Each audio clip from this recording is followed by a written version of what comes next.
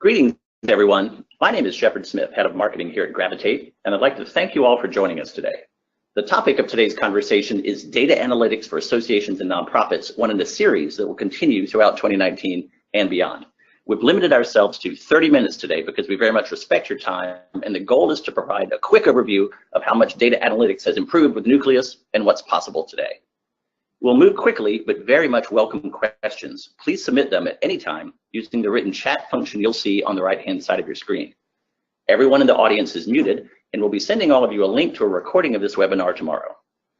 Our first presenter is Rob Miller, CAE, who many of you know both as a senior association executive at 340B Health, an association comprised of 1,400 plus hospitals, and is president and co-founder of Avectra, the company that invented the modern web-based AMS with the launch of NetForum.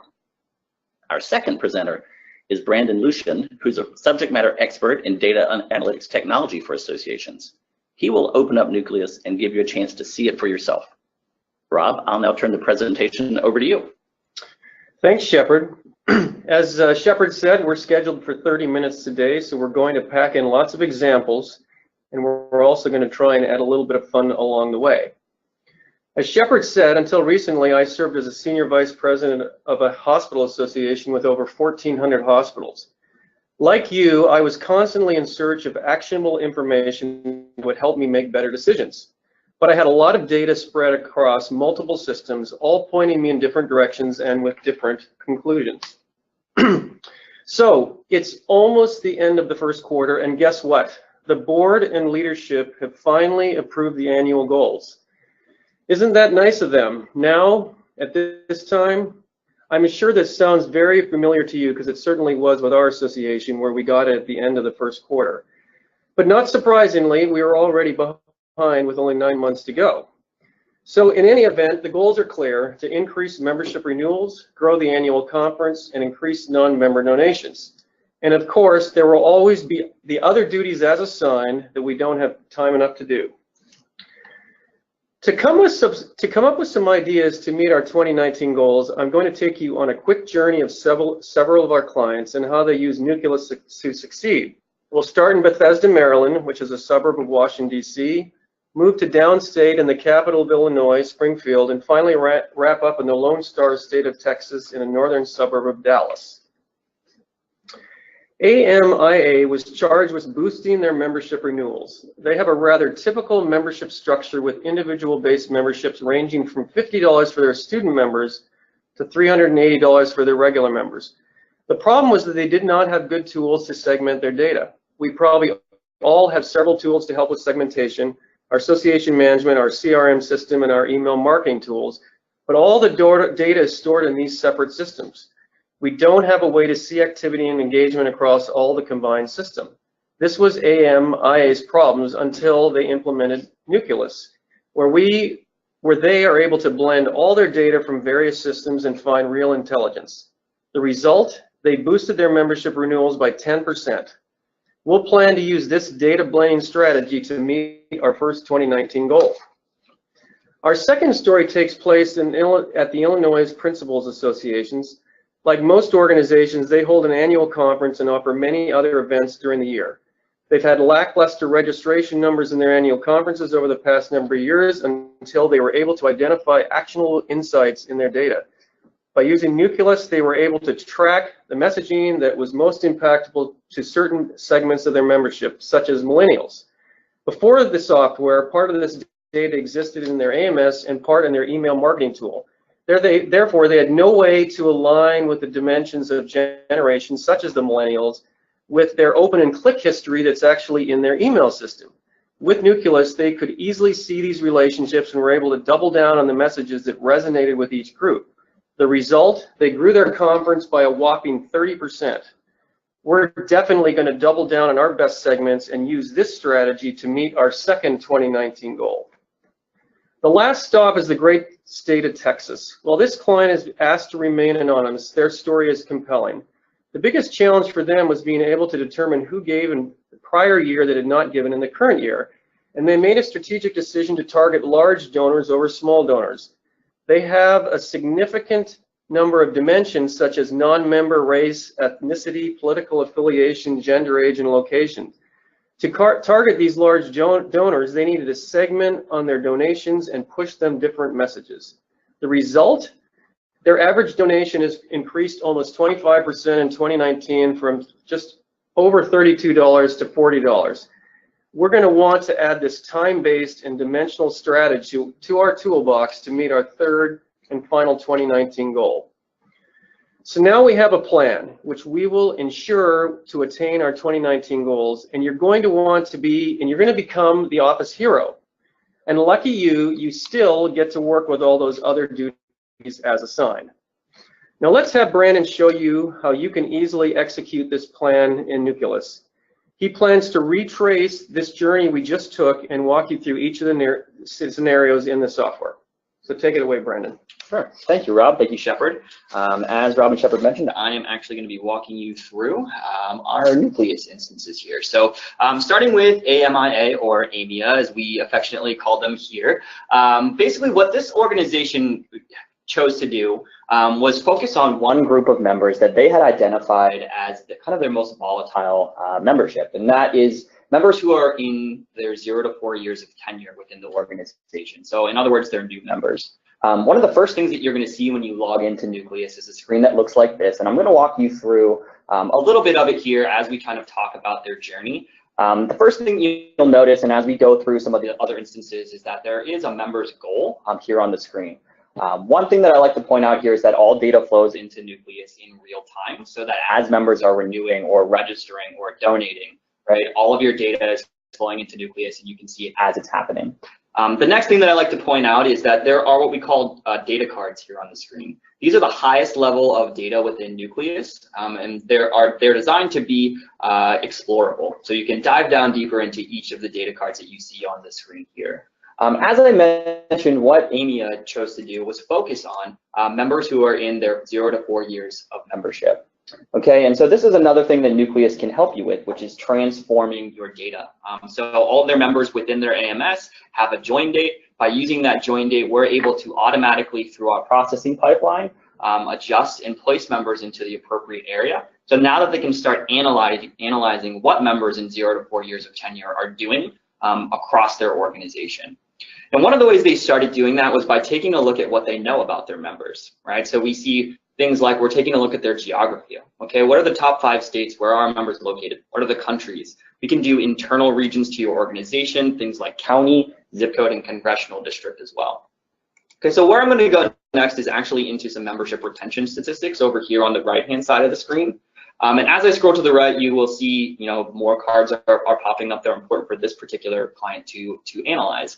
And when I click into membership retention over the last 10 years here, what it's going to show me are basically some visualizations that are allowing me to take a look at my retention by a number of different criteria and filters that are over here on the right-hand side of the screen. And you'll see one of those is length of membership. You'll also notice that we're taking a look at member retention rate by length of membership over here at the bottom. And 0 to 4 years is this purple guy that we see here. You'll see that steady growth of how they're able to increase from when they were started from 66 to about 74% here. So, that's kind of their journey. And so essentially, as I mentioned, they were trying to find out what else can they determine about their members and how they're engaging with them, how they, how they have their data stored about these members in order to increase that retention rate. And so if I go back here, you're going to see some of the other things that they asked. So if I look at this, we're going to see members by setting, right? So they work in academia, health system, hospitals, nonprofit organizations, by their profession or by their area of expertise. And if we mouse over each of these, you'll see the total number of members that are in each of those categories. So finding out more, determining what are the best things for us to engage with and communicate with these members on. The next thing that this organization did is they also brought information from their higher logic community into Nucleus. And so when we take a look at the discussions here, basically, I'm sorry, I want to go into the community. When we take a look at their community here, basically what we are going to see is their discussion activity over the last 3 months. And what this allowed AMIA to do is look at the discussion activity that members within 0 to 4 years of tenure are actually participating in, and then direct communication to them appropriately from there. And so they found that the topics that they were interested in, they wanted to place those into their clinical informatics conference in the next year after they took a look at this. And when we explore into their clinical informatics conference and we take a look at their registrants, you'll see that it actually, moves over into this area too. So if we take a look at their registrants in the 0 to 4 years of tenure bucket, we're going to see that for 2019, all right, the registration is still going on. 2018. Every year, consecutively, they've had growth in this segment as they are directing communication to them more appropriately. Okay, so the next case study I'm going to move on to also has to deal with events here. So just give me 1 second and I will go ahead and pull it up for us.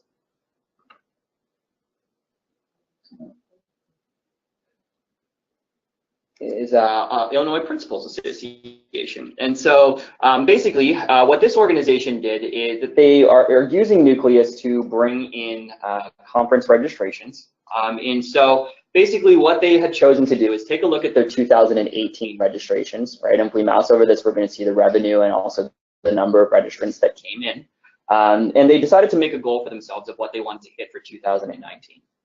And so they made that goal, and what they decided is that they were going to ask each of their regions, right, and we'll see the next card on their screen here, registrants top 5 regions, to acquire 6 more registrants per region, right? And so that's an easily achievable goal for each of the regions in order to affect a dramatic increase in the actual number of registrants and therefore the revenue that was generated from this particular event.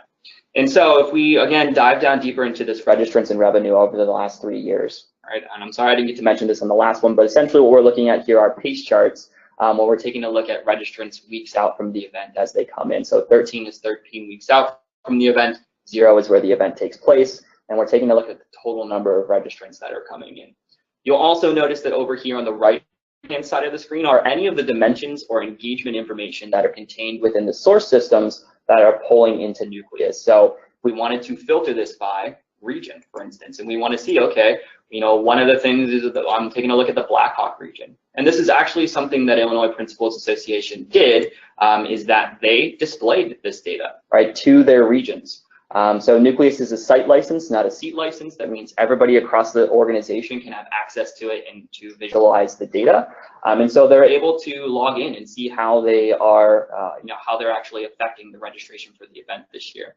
And internally within their organization, they made it a little bit of a contest, right? And so they spent a little bit of money to monetarily incentivize their chapters, their regions to capture more registrants. And they actually saw an increase of about $40,000 in revenue from this event this year from doing that. One of the things I want to point out here within Nucleus is that at any point in time when you are working in Nucleus, you do have access to the data table that is comprising the charts above. So when I open this, it's going to show me exactly who the members are who've registered in that Black Hawk region. And I can go ahead and take a look at their information here. I can adjust the columns as I need to. I can sort and filter. Basically anything that I can do in Excel, I can do here within Nucleus. I can also go ahead and export this into CSV or JSON. Okay. And so then the last organization that I want to talk about today is basically, we're going to be looking at some donations. And so let me go ahead and pull it up here for you guys. So essentially what this organization was trying to do is that they have about 15 million donation records that they wanted to be able to slice and dice across, right? And so that was really a problem for them. They had all this information, it was stored in various places. It's about different programs in different locations. Different people had access to different things. And so in bringing in that information within Nucleus, what they were able to do is start to slice and dice across all the different areas so that they can really find out what works best for them and how to achieve success with their donations. And so essentially some of the things that they're doing here, and you'll take a look, you'll see donations by program. All right, and we can see each of the programs listed on the screen here, along with the amount of money, the amount of donations that have come in, as well as the donors themselves. So they're actually looking at their information in 2 different ways. So we're looking at the donation or the transaction itself, and then the donor or the person who has given that money as well. And so if I explore down deeper into donations by program, for instance, what it's going to allow me to see are, one, taking a look at each fiscal year, and I'm actually going to hop back to 2018 because there's a little bit more data there since we're currently kind of at the beginning of 2019. And so you'll see, each of their programs listed here. We see the total number of donations, the total amount, but we also see all of the different criteria, again, that they can slice and dice by. So if they wanted to be able to see, when I look at my millennials, for instance, or my young donors, right, what's the average amount that someone who is a millennial will donate, right? And that's going to update this average donation that we see here on the screen. And then maybe we can take that and turn it around and send out a message offering to those millennials. Maybe you donate X amount, right? Because we know the average amount that they're likely to do that. Or maybe we increase that by $1 or $2, right, in order to capture more money. And so that's one of the things that they did. If we take a look at some of the other visualizations here on the screen, basically what we're going to see are things like donors by top 5 states. So when we're looking at that, we can take a look from the geographic perspective.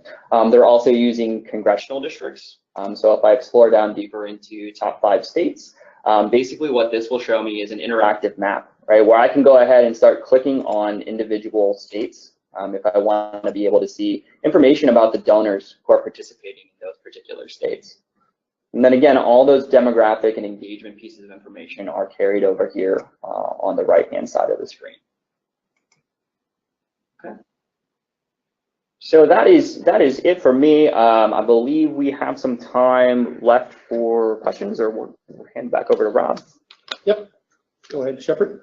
We sure do. And again, everyone, it's possible to submit questions along the right-hand side of your screen using the chat function. We've got several in already. First one, Rob, is how long does it take to implement Nucleus? Well, that's a good question. So, one of the factors that goes into that is what type of source systems you're connecting to. Fortunately, we have connected to well over 50 systems, whether those are association management systems, content management systems, donor management systems, learning management events, so forth, email marketing, on and on. But really the short answer to that is we can start bringing the system live with real data, your data, in a matter of weeks, not months. So it's something that happens quickly. Next question, how much training will my staff need? Well, this is a great question. When I think back to when I was at my organization, 340B Health, we went through the implementation process, and because we're allowed to allow everyone in our staff to use the application, of course, we made it available to everybody. And we had staff who just simply went in on their own and just started using the system and getting immediate results from it. People that were very senior, people who often don't go in systems sometimes at organizations, as well as my most junior coordinators were in doing real work. And we really didn't offer or didn't really provide training to our staff at all. Now, Gravitate would probably suggest a little bit of training, but at the end of the day, it really is so easy to use, as you saw from what Brandon was doing, that there's menu items. We've taken the concept of the mobile app in terms of we really expect you to be able to go in and use the system without any training at all. Tremendous. Another question, if I want to give a large number of my staff access to Nucleus, do I have to purchase a user license for each person? No, as Brandon had indicated during the presentation, is we provide a site license for the organization, which means you can give it to anyone on your staff. You could make it available to your board members. If you had chapter officers or volunteers that you wanted to have access to, they could all have access. It doesn't change the price of the system. Of course, they can access it in the way that's most convenient to them, whether that's on their desktop or their mobile app, because it's fully responsive. And the other thing I wanted to mention is with all these various data sources that are coming in, you might think, wow, with some organization that has 15 million donation records, the system must become quite expensive to use with all that data.